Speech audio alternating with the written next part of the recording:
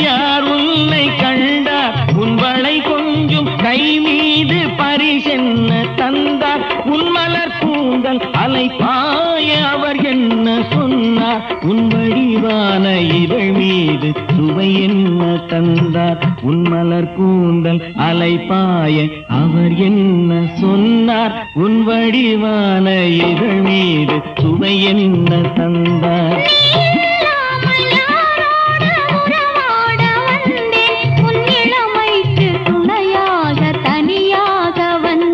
நான் மலரோடு தனியாக ஏன் இங்கு நின்றேன் என் மகாராணி உன்னை காண ஓடோடி வந்தேன்.